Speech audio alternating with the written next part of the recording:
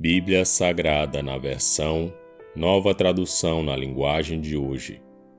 1 Coríntios capítulo 14. Ainda os dons do Espírito.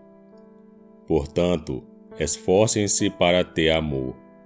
Procurem também ter dons espirituais, especialmente o de anunciar a mensagem de Deus. Quem fala em línguas estranhas, fala a Deus e não às pessoas, pois ninguém o entende. Pelo poder do Espírito Santo ele diz verdades secretas. Porém, quem anuncia a mensagem de Deus fala para as pessoas, ajudando-as e dando-lhes coragem e consolo. Quem fala em línguas estranhas ajuda somente a si mesmo, mas quem anuncia a mensagem de Deus ajuda a igreja toda. Eu gostaria que vocês todos falassem em línguas estranhas, mas gostaria ainda mais que tivessem o dom de anunciar a mensagem de Deus, porque quem anuncia a mensagem de Deus tem mais valor do que quem fala em línguas estranhas, a não ser que esteja ali alguém que possa interpretar o que está sendo dito, para que toda a igreja seja ajudada espiritualmente. Por isso, irmãos, quando eu os visitar, que proveito vocês terão se eu lhes falar em línguas estranhas? É claro que nenhum, a não ser que leve a vocês alguma revelação de Deus, ou algum conhecimento, ou alguma mensagem inspirada, ou algum ensinamento. Por exemplo, além da voz humana, existem os instrumentos musicais, como a flauta e a harpa. Se os sons não saírem com toda a clareza, como poderá alguém saber o que está sendo tocado em um ou outro desses instrumentos? Se quem toca a corneta não der um som bem claro, quem se preparará para a batalha? Assim também, como é que os outros vão entender o que vocês estão dizendo se a mensagem por meio de línguas estranhas não for clara? Vocês estariam falando para o vento. No mundo há muitas línguas diferentes, mas cada uma faz sentido. Porém, se eu não entendo a língua na qual alguém está falando comigo, então quem fala essa língua é estrangeiro para mim, e eu sou um estrangeiro para ele. Por isso, já que vocês estão com tanta vontade de ter os dons do Espírito, procurem acima de tudo ter os dons que fazem com que a igreja cresça espiritualmente. Portanto, quem fala em línguas estranhas deve orar pedindo a Deus que lhe dê o dom de interpretar o que elas querem dizer.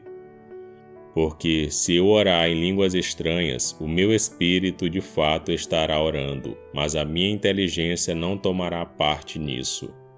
O que vou fazer então? Vou orar com o meu espírito, mas também vou orar com a minha inteligência. Vou cantar com o meu espírito, mas também vou cantar com a minha inteligência.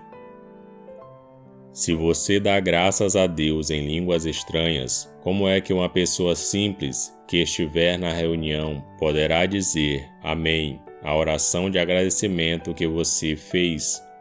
Ela não vai conseguir entender nada do que você está dizendo, mesmo que a sua oração seja muito boa.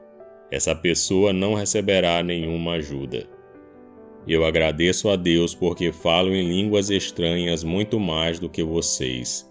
Porém, nas reuniões da igreja prefiro dizer 5 palavras que possam ser entendidas para assim ensinar os outros do que dizer milhares de palavras em línguas estranhas. Irmãos, não pensem como crianças. Sejam como crianças para o que é mal, mas sejam adultos no modo de pensar. Nas Escrituras Sagradas está escrito: por meio de pessoas que falam em línguas estranhas, eu falarei a este povo, diz o Senhor. Falarei por meio de lábios estrangeiros, mas assim mesmo o meu povo não me dará atenção.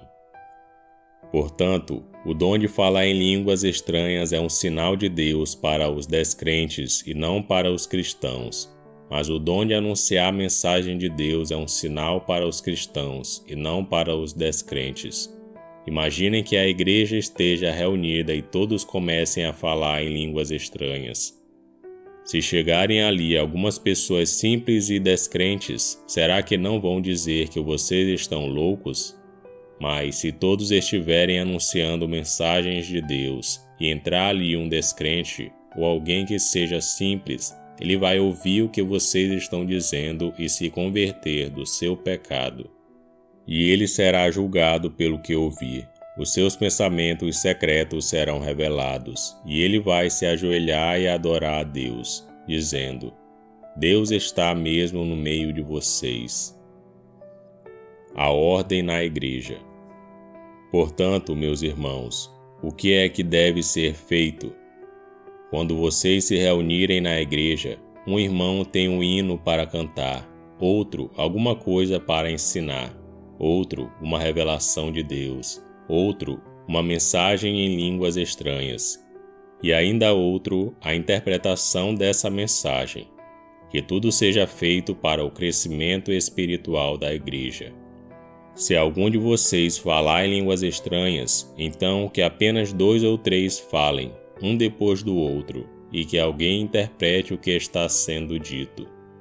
Mas, se não houver ninguém que possa interpretar, então fiquem calados e falem somente consigo mesmos e com Deus. No caso de 2 ou 3 receberem a mensagem de Deus, estes devem falar, e os outros que pensem bem no que eles estão dizendo.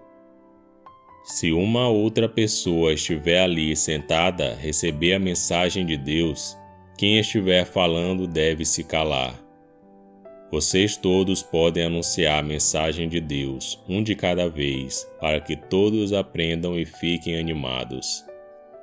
Quem fala deve controlar o dom de anunciar a mensagem de Deus, pois Deus não quer que nós vivamos em desordem e sim em paz. Como em todas as igrejas do povo de Deus, as mulheres devem ficar caladas nas reuniões de adoração. Elas não têm permissão para falar. Como diz a lei, elas não devem ter cargos de direção. Se quiserem saber alguma coisa, que perguntem em casa ao marido. É vergonhoso que uma mulher fale nas reuniões da igreja. Por acaso a mensagem de Deus veio de vocês, ou será que veio somente para vocês? Se alguém pensa que é mensageiro de Deus ou que tem algum dom espiritual, deve saber que o que estou escrevendo é mandamento do Senhor. Mas se alguém não der atenção a isso, que ninguém dê atenção a essa pessoa. Assim, meus irmãos, procurem sempre anunciar a mensagem de Deus, mas não proíbam que se fale em línguas estranhas. Portanto, façam tudo com decência e ordem. E esse foi 1 Coríntios capítulo 14. Curta o vídeo e inscreva-se no canal para você ouvir todos os dias um capítulo da Bíblia. Que Deus te abençoe.